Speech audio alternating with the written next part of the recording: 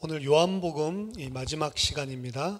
지난번에 요한복음 8장 전반부 그 가늠하다 붙잡힌 여인, 사실은 가늠하다 붙잡힌 것이 여인이 아니고 자신들도 죄인인데 죄인인지를 알지 못하고 돌로 치려고 했었던 그런 모든 사람들이 붙잡힌 사건이다라고 이야기를 했죠.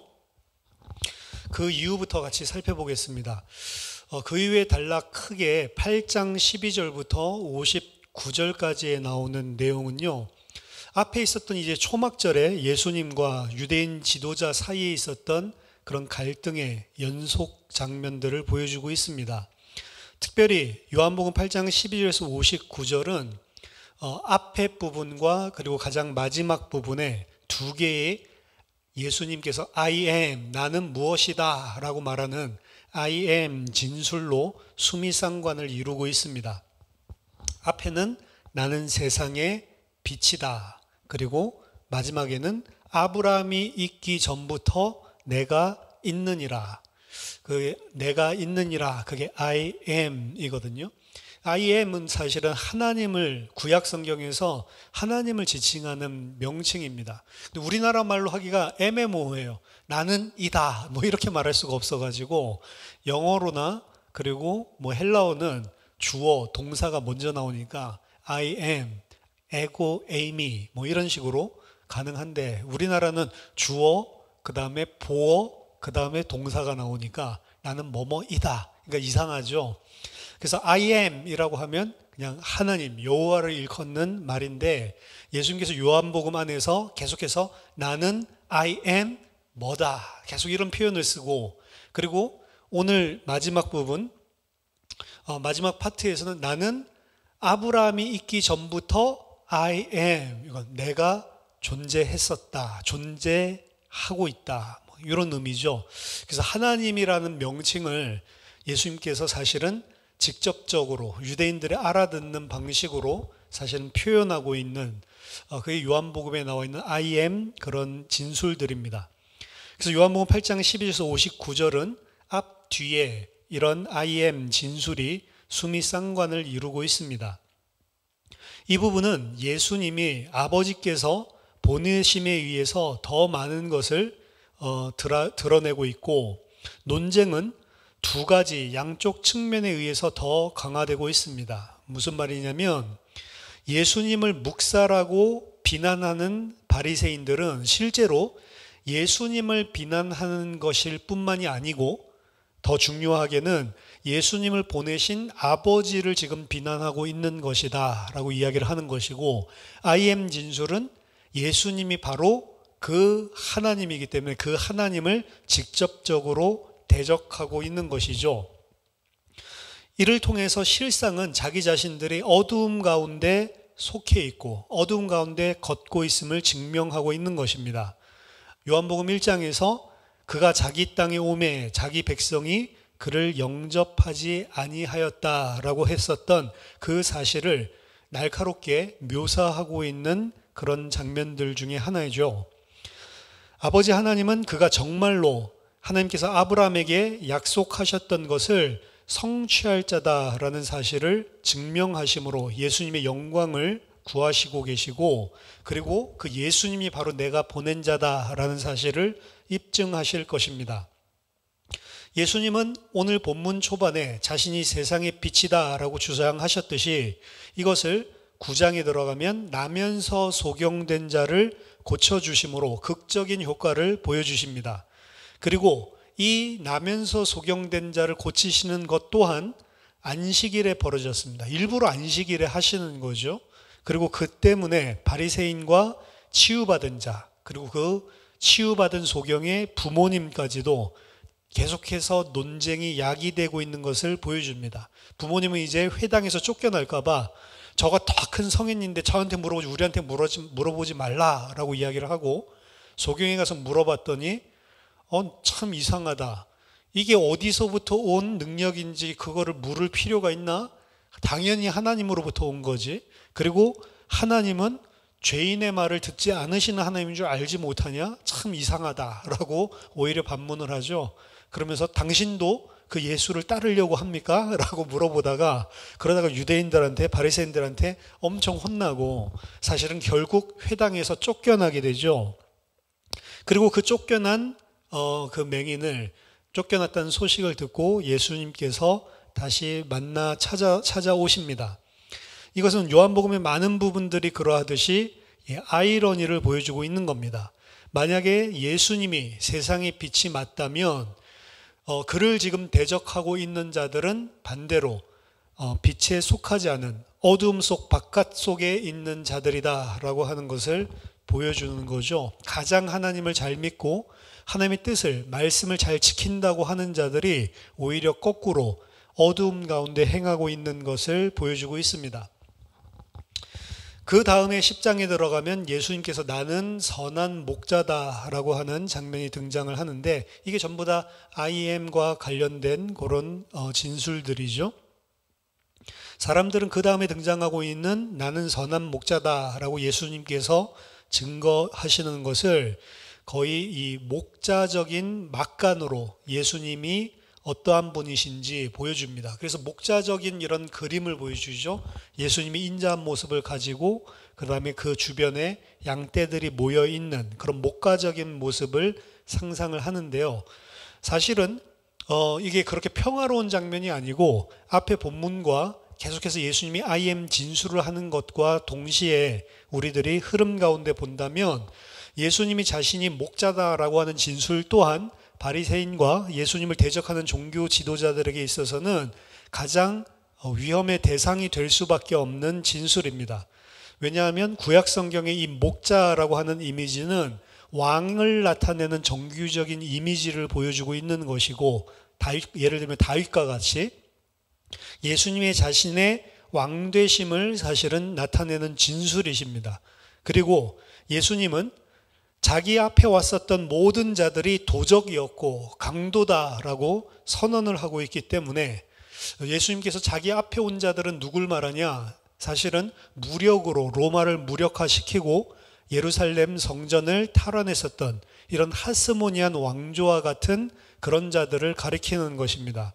그리고 더 암묵적으로는 지금 그 연장선상에서 다스리고 있는 헤롯 가문을 말하고 있는 것입니다.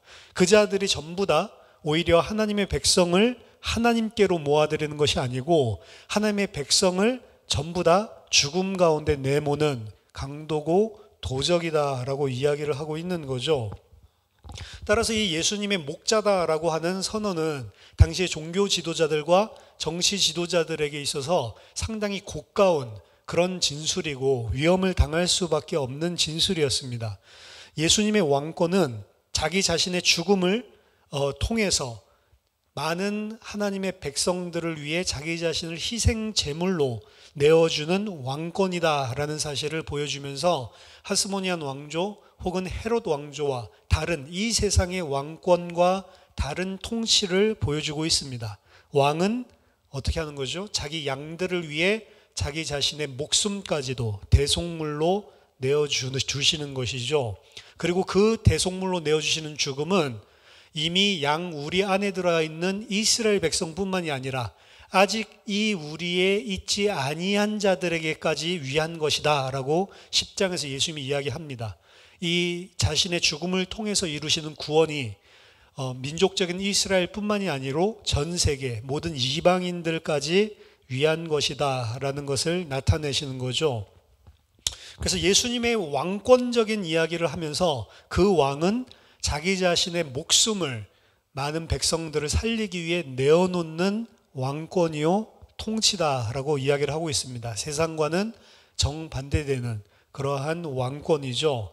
우리가 하나님 나라의 왕이 된다, 하나님 나라의 왕으로 다스린다라고 하는 개념은 사실은 이 왕적인 이미지를 가지고 생각을 해야 됩니다. 우리가 그리스도와 함께 통치하고 다스린다라고 하는 것은 그리스도와 함께 우리 자신도 하나님과 그리고 하나님의 백성을 위해 나 자신을 전부 다 희생하는 낮은 자, 가장 겸손한 자로 내려가는 게 그리스도와 함께 통치하는 천국의 모습인 거죠.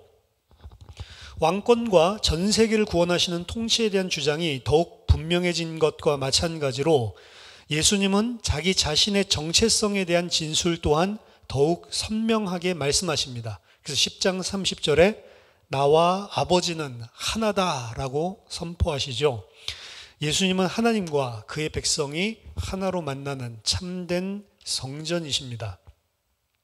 그 다음 11장으로 넘어가면 예수님의 공생애에 대한 요한의 이야기 속에 가장 극적인 절정 중에 하나죠. 절정이죠. 나사로를 죽음에서 살리시는 장면이 등장을 합니다. 예수님은 나사로가 심각한 질병에 걸렸다라는 소식을 알고 이 일이 슬픈 일이 일어난 것이 아니고 오히려 하나님께서 영광을 받으실 수 있는 기회로 간주를 하셨습니다. 그리고 일부러 나사로가 병들었다는 소식을 듣고도 지체하셔서 속된 말로 너무 늦게 도착하시는 그러한 행보를 보이십니다. 일부러 늦추시고 일부러 나사로가 죽을 때까지 의도하시고 기다리시면서 지체하시면서 나사로에게 가시는 거죠. 이미 예수님이 도착했을 때 나사로는 이미 죽은 지 나흘이나 된 상태였고요. 애통하고 있던 마르다와 마리아를 만났을 때 그들은 약간 불만 섞인 그런 말을 하죠. 만약 선생님이 빨리 오셨더라면 우리 오빠가 죽지 않았을 건데 라는 이야기를 합니다. 마르다는 예수님께서 내가 부활이고 생명이고 그를 다시 살린다라고 하는 그런 다시 너희 오빠를 살리겠다라고 하는 이야기를 종말에는 그 일이 다 일어나겠죠. 마지막 때에는 그도 부활을 하겠죠 라고 하는 교리적인 신앙으로 이야기를 합니다. 요한의 전체 이야기 속에서의 이 핵심은 미래에 일어날 그 일을 현재 성취하고 계시는 분이 바로 예수님이다 라는 것을 보여주는 것이 핵심입니다. 나는 부활이요 생명이다 라고 하는 것은 단순하게 마지막 날에 그 일어날 장차 마지막 심판대에서 일어날 그 부활이 아니고 예수님께서 지금 이 자리에서 그 미래에 일어난다고 약속하셨던 그 일을 성취하시기 위해 오신 것을 나타내는 게 이 바로 나사로를 살리는 장면입니다. 이것은 마르다로 하여금 예수님에게 대해서 예수님은 바로 메시아이시오 하나님의 아들이십니다 라는 완전한 고백을 하게 만들죠. 이것은 요한복음 20장 31절에 의하면 요한이 참된 믿음의 고백으로 간주하고 있는 고백이었습니다. 물론 이 고백을 한 마르다는 사실은 믿지 않았죠. 정확한 정답은 이야기했지만 머리로 말하는 것이지 실제로는 믿지 않았습니다. 그래서 무덤을 돌을 굴려놔라 라고 이야기했을 때 썩은지 죽은지 나흘이 돼서 벌써 썩고 있는데요 뭐 이렇게 반문을 하죠.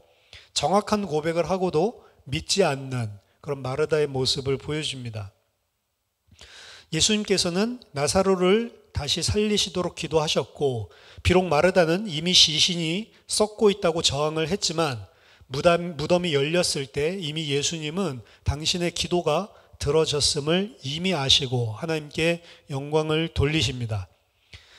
이제 유대인의 지도자들은 예수님의 이러한 행위가 너무나 널리 알려지고 많은 사람들이 예수님을 쫓기 시작하면서 로마인들로 하여금 그들이 가지고 있었던 지역적인 지도자의 자리를 소멸시킬 수 있는 소동을 일으킬 수 있는 그런 위협으로 간주를 하고 걱정을 합니다. 심지어는 나사로까지도 죽여버려서 이걸 잠재워야 되겠다라고 이야기를 하고 그때 당시에 대제사장 가야바는 이런 이야기를 주장을 하죠. 한 사람이 백성을 위하여 죽어서 온 민족이 망하지 않게 되는 것이 너희에게 유익한 줄을 생각지 아니하는구나 라고 이야기를 합니다. 그리고 요한은 이 말이 그냥 엉겁결에 튀어나온 것이 아니고 자기 생각이 아니고 그때 당시에 대제사장이었던 가야바를 통해서 하나님께서 이루실 일을 말씀하신 것이다 라고 이야기를 합니다. 대제사장이기 때문에 예수님께서 그 민족을 살리기 위해 또한 그 민족뿐만이 아니죠. 10장에 나오면 아직 우리 안에 들지 아니한 세상의 많은 이방인들, 민족들, 흩어진 하나님의 자녀들까지 모아서 하나가 되게 하기 위하여 죽으실 것을 미리 말하고 있는 것이다 라고 요한은 해석을 합니다. 이러한 두 개의 차원의 장면들, 유대인 지도자들은 정치적인 자신들의 불안감 때문에 법적으로 예수를 죽여야 되겠다라고 이 살인 계획을 세우는 것과, 그리고 그것이 요한의 입장에서 봤을 때는 아니 그냥 그들은 죽이려고 자기 욕심 때문에 죄를 짓고 있는 거지만 이것은 하나님이 그들의 입술을 통해 예언하고 계시는 것으로 이중으로 보고 있는 거죠. 이것은 장차 예수님의 죽음의 의미가 무엇인지를 보여주기 위해서 요한이 그 절정을 향한 토대를 천천히 쌓아 올려가고 있는 것입니다.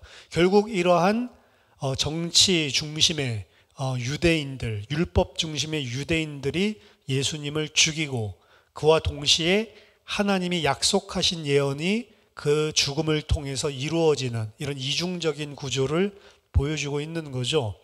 사실 하나님의 일하심이 그렇습니다. 하나님은 죄인들을 그대로, 죄인들이 자기의 뜻대로 죄악을 마구 행하셔도 절대로 그 죄악이 하나님의 계획을 막을 수 없을 뿐더러 오히려 그 죄악을 통해서 하나님이 계획하신 일들이 이루어지시게 하시는, 사람이 이해할 수 없는 지혜와 그리고 권능을 가지고 하나님의 계획, 언약을 이루어 가시는 분이죠.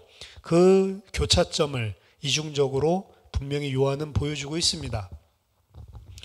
처음부터 요한은 예수님이 하나님의 어린 양이라고 말했죠. 1장 29절 36절에서. 그리고 예수님은 자기 자신의 죽음과 부활을 성전 파괴와 재건을 통해서 처음부터 2장 19절에서 21절에 말씀을 하셨습니다. 또한 3장에 인자가 높이 들려야 한다라고 주장을 하셨고, 그래야 누구든지 그를 믿는 자가 영생을 얻는다. 밤중에 찾아온 니고데모에게 말씀하셨죠. 그리고 그는 자기 자신의 피와 살을 세상을 살리기 위해서 주신다라고 6장에 오병이어의 기적을 통해 따라온 무리들에게 말씀하셨습니다. 그리고 10장에서 오늘 봤죠? 양들을 위하여 자기 목숨을 주는 목자다라는 사실들을 말씀하셨습니다. 그리고 이제 12장에서 동시에 유대인 지도자들은 그 예수를 죽여야 되겠다, 적개심이 점점 쌓여가는 것을 보고 있죠. 수차례 그들은 예수님을 체포하기를 원했고 심지어 돌로 치기까지 이미 했었습니다. 따라서 이제 전체 하나님이 예수 그리스도를 통해서 그 메시아의 언약을 성취하시는 그림이 한눈에 들어오시는 거죠.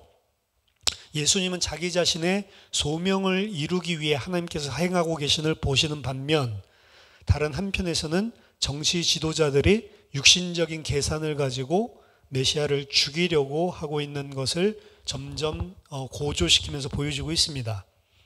이제 예수님은 베다니로 돌아가시고 그 후에 그의 궁극적인 유월절을 위해 예루살렘으로 향하십니다. 그때 이제 마리아는 값비싼 향유로 그에게 기름을 붓죠. 이는 적어도 그 여자가 생각할 때 앞으로 다가올 예수님의 운명에 대해서 인지하고 있었음을 의미합니다. 이에 대해서 가룟 유다는 반대하죠. 그 값비싼 향유를 깨트려 버리다니, 많은 가난한 사람들을 구하지 않고 직접적으로 대적을 하죠. 이것 또한 앞으로 다가올 가룟 유다의 배신을 기대하는 그런 복선이라고 볼 수가 있습니다. 예수님은 그의 명백한 왕적인 도착을 축하하는 순례자들과 함께 예루살렘을 입성하시고요. 이제는 시간이 얼마 남지 않았습니다. 이제 그 백성들을 위해서 죽으실 시간이 다가온 것이죠. 그리고 그것을 통해 마침내 인자가 영광을 받게 될 것이었습니다. 오직 이를 통해서만이 세상을 지금 통치하고 있는 어둠의 권세가 전복될 수 있는 것이고, 오직 이렇게 함으로써만 예수님을 뵙기 위해서 찾아온 헬라인들이 그에게 나올 수 있다라는 것을 12장 20절 34절 보여주고 있습니다. 헬라인들 또한 예수님을 만나기 위해서 찾아오거든요. 12장 20절에서 34절. 그리고 예수님은 12장 35절에서 50절에 다가올 자신의 죽음을 한 알의 밀알이 땅에 떨어져 죽음으로써 많은 열매를 맺는 것으로 비유를 하십니다. 하지만 예수님의 말씀을 듣는 청자들은 어둠을 감싸안고 빛을 일축하면서 잠시 동안은 이 빛과 어둠의 싸움이 계속되는 것으로 12장을 마무리하고 있습니다. 여기까지가 이제 큰 표적의 책, 우리들이 살펴본 내용이고요. 그 다음 마지막 하반부, 마지막 절반, 책의 나머지 절반은 13장 1절부터 20장 31절까지입니다. 자, 나머지 책의 절반을 시작하는 부분은 의미심장한 진술과 함께 시작하고 있습니다. 세상에 있는 자기 사람들을 사랑하시되 끝까지 사랑하시니라. 이게 이제 마지막 이 후반부에 나오는 예수님의 행적을 한마디로 묘사하고 있는 겁니다. 예수님이 세상에 있는 자기의 사람들을 사랑하신데 어디까지? 끝까지 그들을 사랑하셨다.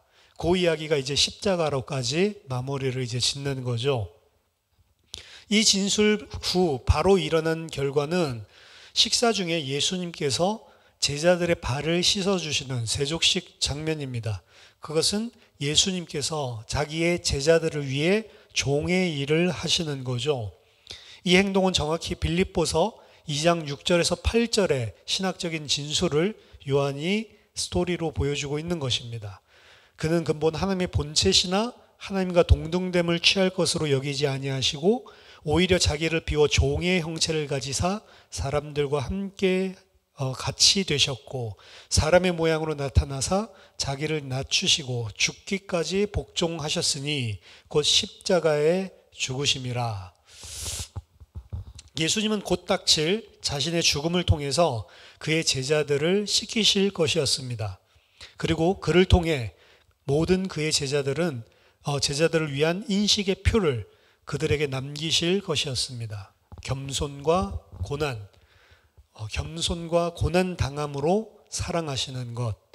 이 장면은 곧 예수님을 배반할 가룟 유대에 대한 진술과 그리고 예수님을 부인할 베드로에 대한 예수님의 진술로 더욱더 신랄하게 보여주고 있습니다. 가룟 유다만 배반할 거다라고 한 게 아니고 베드로 너도 배반할 거다, 부인할 것이다 라고 이야기를 하는 거죠. 예수님은 죽기까지 그의 제자들을 사랑하시는데 그들은 한 사람도 빠짐없이 주님을 배반할 것을 보여주고 있습니다. 그래서 신랄하게 보여주고 있는 거죠. 어두움의 세력이 가까이 예수님께 다가오고 있지만 예수님은 그것을 사랑으로 맞이하고 계시고 있습니다. 따라서 13장은 계속해서 등장하는 다락방의 장면과 그 뒤에 따르는 재판과 십자가 처형의 이야기를 모두 소개하고 있는 서론적인 역할을 하고 있는 것입니다. 그리고 요한복음 14장에서 16장까지는 사실 비슷한 장르의 유대 문학에서 증언 기능을 하는 부분과 같은 일을 하는, 같은 역할을 하는 예수님이 그의 제자들에게 주는 마지막 고별 설교 내용입니다. 여기서 보여주는 모든 것은 하나님께서 그의 백성과 함께 거하시기 위해서 오시는 성전의 이미지를 가지고 있습니다. 그래서 이 담화는 모두 아버지께서 예수님 안에서 행하시는 방법, 그리고 성령께서 제자들 안에 거하심으로 그들을 같은 하나님과 사람의 교제 속으로 묶어주시는 방법, 예수님과 성령을 통해서 이루시는 그 방법에 대해서 전부 다 설명을 하고 있습니다. 예수님은 곧 떠나실 것이고 그리고 다시 오실 것입니다. 하지만 그들은 포도나무의 가지입니다. 이 포도나무 비유는 이스라엘, 구약의 이스라엘을 상징하는 분명한 이미지죠. 이것은 바로 제자들이 자신의 즐거운 새 생활의 틀을 말해주는 겁니다. 그래서 예수님께서 이 고별 설교를 다 마쳤을 때 이 제자들은 결국 당신은 하나님으로부터 오셨음을 우리가 믿는다라는 이 말을 할 정도로 충분한 이해를 시킵니다. 그리고 이제 17장에 그 세상에 남겨둘 제자들 위해 대제사장적인 기도라고 불리우는 장면으로 이어지죠. 세상이 다가오고 위협하는 가운데 예수님은 제자들을 위해 아버지께 나와 기도를 합니다. 그들의 보호를 위해서 그들의 거룩을 위해서, 그리고 무엇보다도 그들이 하나님과 그리고 예수님과 하나가 되도록, 그들 자신들도 또한 하나가 되도록 기도하십니다. 예수님과 제자들이 기드론 골짜기를 향해서 떠나시면서 분위기는 이제 변화됩니다. 바로 그곳에서 유다가 병사들을 이끌고 와서 자신을 체포하실 것을 예수님은 이미 알고 계십니다. 그래서 병사들이 다가왔을 때 너희들이 누구를 찾냐 이야기를 하고 너희들이 찾는 자가 바로 나다라고 이야기를 하는데, 그것도 I am, 이것도 I am 진술입니다. 너희들이 찾는 사람이 바로 I am이다. 어떻게 보면 너희들이 찾는 자가 바로 하나님이다. 이런 의미도 되는 거죠. 예수님은 안나스에게 끌려가십니다. 이 안나스는 현재의 대제사장이었고, 그 현재의 대제사장의 장인이었고 이전의 대제사장의 이름입니다. 안나스에게 끌려가시고, 그리고 우리가 기억하지 못할 것을 대비해서 요한은 가야바가 한 사람이 모든 백성을 위해 죽는 것이 더 낫다라고 하는 것을 안나스에게 끌고 감으로써 상기시키고 있습니다. 다른 제자 덕분에, 보통은 이 사랑받는 제자 덕분이라고 보죠. 비록 나중에 예수님의 제자들 중에 하나라고 지목받게 되면서 부인하게 되지만 베드로는 대사장의 뜰에 들어갈 수 있었습니다. 요한은 유대인 지도자들 앞에서의 절차들을 다 뛰어넘고 예수님이 로마의 총독 본디오 빌라도 앞에 나아가서 대화하는 장면을 보여주고 있습니다.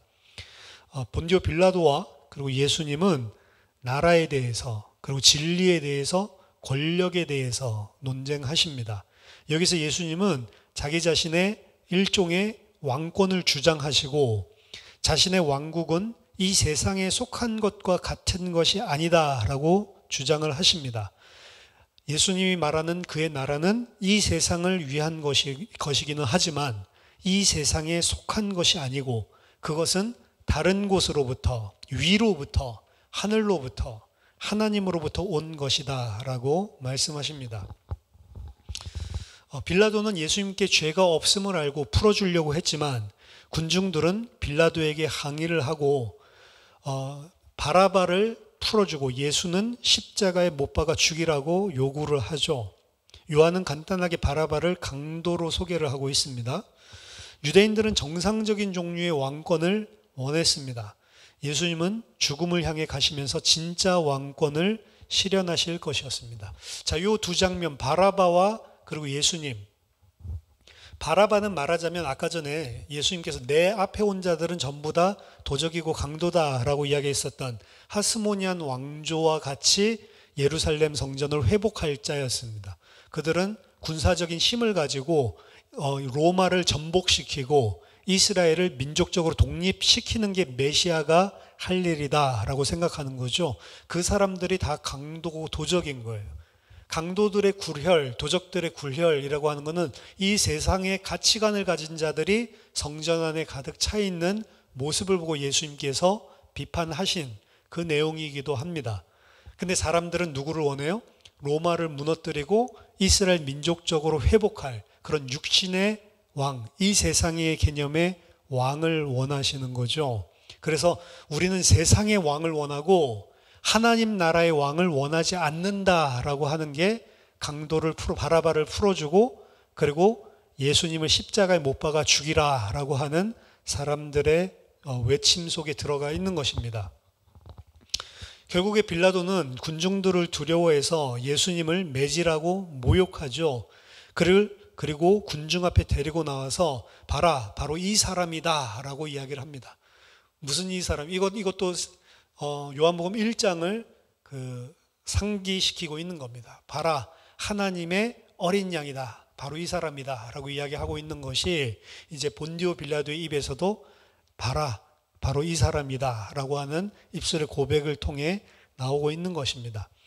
백성들은 빌라도를 코너로 밀어붙입니다. 만약에 그가 예수님을 놓아준다면 예수님은 지금 자신이 다른 임금이다라고 이야기하고 있는데 이건 시저에 대한 불복종이다. 시저만이 우리의 왕이다. 이렇게 이야기를 하죠. 약간 바라바, 이렇게 이야기를 하다가 이젠 시저, 가이사가 우리의 왕인데 가이사가 아니고 자기가 왕이라고 하는 자를 풀어주면 당신 또한 가이사를 대적하는 것이 된다라고 정치적으로 몰아붙이죠. 결국 빌라도는 예수님을 넘겨주고 십자가에 달리게 합니다. 요한의 십자가의 장면은 공간복음서에서 보여주고 있는 장면과 눈에 띄게 다릅니다. 일단 구레네 시몬도 등장하지 않고요. 구경꾼들의 모욕도 없습니다. 그리고 하나님의 버리심에 대한 예수님의 부르짖음도 없고요. 오후 중에 갑자기 캄캄해지는 어둠에 임하는 그런 장면도 없습니다. 돌아가실 때 성전의 휘장이 갈라지는 것도 등장하지 않고 백부장의 감탄과 고백 또한 없습니다. 하지만 이것 외에 다른 공간복음서에서 말하지 않은 많은 상세한 내용들을 보여주고 있습니다. 십자가형 자체를 더욱더 세밀하게 보여주고 있습니다. 군사들이 예수님의 옷을 제비 뽑는 장면, 그리고 예수님에게 포도주 식초를 제공하는 것, 또한 빌라도와 유대 지도자들 사이에 십자가 위에 쓰여진 세 가지 언어로 쓰여진 죄목에 대해서 논쟁하는 것, 자칭 임금이라고 써라, 유대인의 왕이라고 쓰지 말고 막 이렇게 서로 논쟁하죠. 이러한 것들까지 더하고 있습니다. 그리고 구약 성경에 인용한 부분들, 그리고 글로바의 아내 마리아, 그리고 예수님과 어머니와의 대화, 그리고 양쪽 편에 있었던 강도들의 다리에 뼈를 부러뜨리는 것, 그리고 로마 병사가 옆구리에 창을 찌르고 물과 피를 다 쏟는 장면, 예수님이 완전히 죽었다라는 것을 보여주는 거죠. 그리고 예수님의 마지막 말씀까지 테텔레스타이라고 이야기하죠. 다 이루었다. 이런 장면들은 이제 공간복음서에 등장하지 않았던 장면인데요. 다 이루었다라고 예수님이 십자가에서 죽으시면서 하시는 이 말씀은 창세기 1장의 창조사역, 하나님께서 모든 것들을 다 이루시고 그리고 쉬셨다라고 하는 장면을 상기시키는 내용입니다. 하나님께서 창조하셨던 그 창조사역을 하나님의 아들이 육신을 입고 오셔서 이 땅에서 새 창조, 같은 일을 완성하셨다라는 것을 대비시켜서 보여주고 있는 것입니다. 사랑받는 제자는 이제 자기 자신의 간증을 덧붙입니다. 이를 본 자가 증거하였으니 그 증거가 참이라. 저가 자기의 말하는 것이 참인 줄 알고 너희로 믿게 하려 함이니라. 성경에서 약속하셨던 그 모든 것이 그 안에서 다 성취되었고 예수님은 아버지의 계획을 완성시키셨습니다. 따라서 진정한 유월절이 이제 일어났고 하나님의 어린 양은 세상의 모든 죄를 다 담당하셨습니다.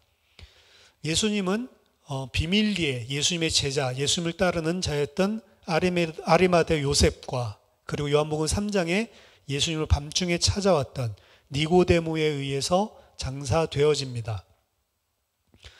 요한복음에서는 막달라 마리아가 십자가 아래에서 다른 마리아들과 함께 나타날 때까지는 언급되지 않습니다. 십자가 아래 이제 막달라 마리아가 처음 등장하는 거죠. 그리고 막달라 마리아는 안식 후 첫날 이른 아침에 빈 무덤을 발견하게 되고요. 그리고 달려가서 시몬 베드로와 사랑하는 제자들에게 알려줍니다. 그리고 그들은 무슨 일이 일어났는지 확인하기 위해서 달려가죠. 그들은 빈 무덤을 보고 또 예수님이 입으셨던 세마포들을 발견하게 됩니다. 하지만 온전히 그것이 무엇을 의미하는지 잘 이해하지 못합니다. 그러고 나서 마리아는 부활하신 예수님을 처음 목격하게 되고요. 그 사실을 다른 이들에게 알리게 하십니다. 예수님은 부활하셨고 곧 아버지께로 간다라고 제자들에게 알리라라고 이야기를 하시죠. 곧 예수님의 부활 이야기는 안식 후 첫날과 함께 시작하고 있습니다. 요한에게 있어서 예수님의 부활은 하나님의 새 창조의 시작이고요. 이제 어두움의 반창조 세력은 그들이 할 수 있는, 하나님을 대적할 수 있는, 창조를 대적할 수 있는 최악의 일을 다 저질렀고 그리고 그 마침내 전복되었습니다. 그리고 예수님은 그의 제자들에게 자신의 뿌리를 두고 성령에 의하여 활력을 얻게 될 세계적인 사명을 허락하시죠. 제자들은 이제 새로운 성전의 백성이 되고 그들 안에 하나님께서 거하시게 되실 것이었습니다. 그것이 바로 이제 그들이 하나님의 용서를 세상에 증거할 수 있는 이유가 되는 것이죠. 그들은 세상을 향하여 죄는 심각한 것이고 치명적인 질병이며 그 안에 남아있는 것은 죽음을 가져다 줄 것임을 경고해야만 합니다. 이 모든 것이 사실 도마 이야기 안에 있는 특별한 핵심이죠. 도마라고 하는 사람은 이 다른 제자들에게 이러한 사명을 주시고 그러한 나타나심이 있을 때 같이 있지 않았었습니다. 도마는 좀 특이한 인물이기도 하죠. 예수님이 예루살렘에 갈 때 우리도 같이 가서 죽자라고 제자들에게 이야기하기도 하시고 요한복음 14장 보면 예수님이 내가 있는 곳을 너희들이 알 거다라고 이야기하고 그곳에 너희도 있게 하겠다라고 이야기하는데 도마는 오히려 반문하죠. 어디 가는지도 우리가 알지 못하는데 우리가 그 가는 길을 어떻게 아냐라고 반문을 하죠. 어떻게 보면은 이 도마 자신은 되게 성격이 분명한 사람이고 예수님께서 분명치 않는 것들을 이야기할 때 앞에서 따져 묻고 좀 솔직한 사람이기도 하고요. 그리고 예루살렘에 올라갈 때도 다른 제자들에게 자, 우리 그냥 같이 가서 우리도 같이 죽어버리자라고 이야기할 정도로 어떻게 보면 좀 까칠하면서도 그러면서도 좀 이 결단력 있는 이런 사람인 것 같습니다. 그리고 첫 부활절 날에 우연히 주님을 뵙지 못했던 사람이 이 도마였죠. 그는 다른 제자들이 예수님을 만나고 기쁨으로 흥분되어 있는 모습을 보고도 절대로 믿지 않았습니다. 하지만 그러한 도마에게 주님이 나타나셔서 만나 주시고 또 만지게 하셨을 때 그는 기념비적인 고백을 하죠. 당신이 바로 나의 주님이시오, 나의 하나님이십니다. 주님이라고 하는 표현도 여호와, 그렇죠? 아도나이를 이야기하는 거고 당신이 바로 하나님이십니다 라고 하는 고백을 합니다. 이 도마의 개인적인 이야기는 예수님에 대한 복음의 증언을 받아들이는 참 믿음이 무엇인지를 보여주고 있습니다. 예수님을 믿지 않는 자가 예수님을 믿을 때 어떤 고백을 하면서 예수님에게 속하는 자가 되는지를 전형적으로 보여주고 있는 거죠. 요한은 이제 자신의 결론을 맺고 있습니다. 그는 예수님께서 여기에 기록된 것 이외에도 다른 많은 표적을 행하셨지만 오직 이것들만 기록한 이유는 당신으로 하여금 메시아, 하나님의 아들은 바로 예수님이라는 것을 믿게 하기 위해서다라고 이야기합니다. 이게 정확하게 헬라어의 그 어순이에요. 메시아, 하나님의 아들은 바로 이 예수님이다라는 사실을 믿게 하기 위해서 이것을 기록했다라고 이야기를 합니다. 이것은 그 요한복음 1장의 부분, 마지막 부분과 정확하게 상응하고 있는 것인데요. 거기서 빌립은 나다나엘에게 우리는 모세와 선지자들이 기록했던 자에 대해서 발견했다. 그리고 그것은 나사렛 예수다라고 이야기했었던 그 부분과 정확하게 상응하고 있는 것입니다. 그것은 다름 아닌 그들이 예수님으로부터 시작해서 무언가 그에 대해서 말할 것을 찾았다는 것이고 그들은 이스라엘의 소망을 이루실 그 소망이 예수님의 죽음과 부활을 통해서 성취되었고 그리고 급진적으로 그 소망이 변화되었다라는 사실을 보고 있습니다. 육신적인 세상의 이스라엘 민족적인 개념에서 어떻게 보면 영적인 개념이죠. 죄와 흑암으로부터 영원한 하나님의 나라의 백성으로 회복되어지는 급진적인 변화가 일어난 것이죠. 이 모든 것을 다 합쳐서 즉 이스라엘의 메시아를 이스라엘의 귀환하는 하나님의 시련으로 보고 이 모든 것들이 예수님 자신을 이야기하고 있다라는 것이 믿음을 구성하는 것입니다. 그래서 예수를 믿는다라고 하는 것은 하나님의 약속이 무엇인지를 정확하게 구약을 통해서 파악을 하고 그 약속하셨던 바로 그분이 이분이시고 이분이 이루셨구나. 근데 이루셨는데 어떻게 이루어요? 전혀 예기치 못한 급진적인 변화된 방식으로 세상의 방식이 아니라 하나님 나라의 방식으로 진짜 원래 하나님이 의도하셨던 성취가 무엇인지를 다 받아들이는 거죠. 그리고 그것을 받아들인 믿음의 고백이 당신이 바로 메시아이시고 당신이 하나님의 아들이시고 당신이 바로 하나님입니다. 하나님이라고 하는 고백은, 왜냐하면 구약의 약속이 이 모든 이스라엘의 소망은 하나님의 귀환으로 이루어지는 거기 때문에 예수님이 바로 약속하시고 오시겠다고, 돌아오시겠다고 약속하셨던 그 하나님이십니다. 모든 구약의 것들이 다 성취되었다고 믿는 거죠. 그리고 그 믿음은 이미 그 믿는 자가 생명을 소유하고 있다라고 하는 것의 분명한 표적입니다.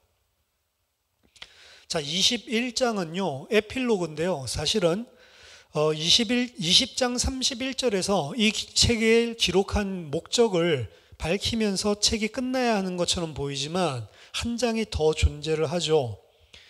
그래서 이 원래 저자가 기록했든 혹은 가까운 친구가 이 21장을 덧붙였든 사실은 이 원 저자가 아니라 이후에 덧붙였을 가능성이 높습니다. 하지만 저자가 누군지 간에 일단은 이 21장은 강력한 사무치는 장면을 추가적으로 소개하고 있습니다. 예수님의 제자들 중에 일부가 갈릴리 바다에 가서 고기를 낚고 있죠. 그때 해변가에 낯선 사람이 등장을 합니다. 그리고 그들이 고기 잡고 있는 진척에 대해서 질문을 하고는 배 오른편에 그물을 던지라고 이야기를 하죠. 제자들은 따라서 그렇게 했고 엄청나게 많은 고기를 낚습니다. 이것은 누가복음 5장에 처음 제자들을 부르실 때의 모습을 상기시키는 것이었습니다. 그들은 해변가로 달려왔고 예수님은 그들을 위해서 조반을 준비하고 계시죠. 제자들 중에 그 누구도 당신이 누구냐라고 묻는 사람이 없었다라고 요한은 이야기합니다. 왜냐하면 그들이 그분이 누구신지를 분명히 알았기 때문에. 근데 이게 좀 이상한 거죠. 누구신지를 분명히 알았기 때문에 당신 누구냐라고 질문하는 사람이 없었다. 이분은 예수님이다라는 걸 알았기 때문에 당신 누구냐 이런 질문을 하지 않았대요. 완전히 이상한 문장입니다. 우리는 3년 동안 같이 동고동락하고 살았던 사람이 누구냐라고 묻지 않았다 이런 말을 할 필요가 없는 거죠, 사실은. 따라서 부활하신 예수님의 모습은 원래 이 땅에서 3년 동안 공생애 할 때 봤던 그 예수님의 모습과 분명히 다르다라는 것을 예측할 수가 있는 거죠. 이것은 바울의 로마서 6장에 잘 설명되고 있습니다. 예수님은 죽음을 통해서 부활의 새 창조 세계로 들어가셨는데 그 예수님의 육신은 더 이상 썩을 수 있는, 죽을 수 있는 육신이 아니다라고 바울은 이야기를 합니다. 더 이상 예수님은 우리같이 죽을 몸을 입고 계신 분이 아닌 거죠. 그런데도 여전히 인간이고 인간과 똑같은 육체를 가지고 계십니다. 하지만 그 육체는 비록 옛것 가운데 지금 서 계시지만 이 옛것에 속한 것이 아니고 새 창조에 속한 것이죠. 그래서 이제 이질감이 일어나는 것 같습니다. 우리가 정확하게 그것이 무엇이다라고 규명할 수는 없지만 우리가 장차 예를 들어서 죽었다가 우리도 영원히 썩지 않을 몸을 입게 되는 시간표가 오게 될 건데 그건 지금의 모습이랑 다르겠죠. 지금 이 모습이면 큰일 나죠. 제가 봤을 때는 이 감사한 모습으로 찬양할 수밖에 없는 모습으로 우리를 덧입혀 주시지 않을까 이렇게 생각을 하는데, 그렇죠? 우리들 막 죽었을 때의 그 모습입니까? 그럼 아기는 아기 모습이고 그 80대 노인은 80대 노인으로 부활하냐? 뭐 그런 게 아닌 것 같습니다. 자, 그 후에 예수님은 베드로에게 세 번 질문을 하시죠. 세 번 베드로에게 직접적으로 질문을 하시면서 정면으로 대하십니다. 요한의 아들 시몬아, 네가 정말로 나를 사랑하느냐? 여기서 사랑하느냐라고 하는 단어를 아가파오라고 하는 단어를 사용하는데 그 아가파오라고 하는 것은 궁극적으로 자기 자신을 주는 사랑의 깊이를 남겨놓으신 단어였습니다. 거기에 대해서 베드로는 사랑합니다 라고 이야기하지만 우정을 의미하는 필레오라는 단어를 사용해서 대답하시죠. 그것은 마치 베드로가 그 자신을 예수님이 실현하셨던 온전한 그리고 위험한 사랑을 자기 자신은 할 수 없다, 할 수 있다고 단언을 못하는 것처럼 보입니다.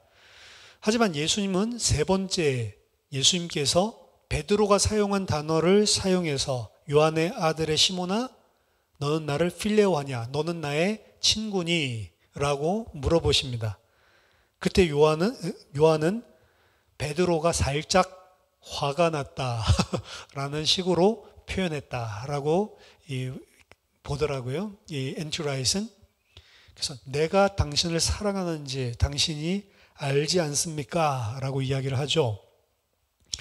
자, 베드로가 어떻게 대답을 했든지 간에 예수님은 질문을 하시고 사랑한다고 고백하는 베드로에게 명령을 세 가지를 하십니다. 같은 내용인데 각각 다른 단어로 내 양을 먹이라, 내 양을 돌보라, 내 양을 먹이라. 앞에는 내 양을 램, 뒤에는 내 양을 sheep, 영어로 친다면 좀 다른 표현을 통해서 새롭게 명령을 하시죠.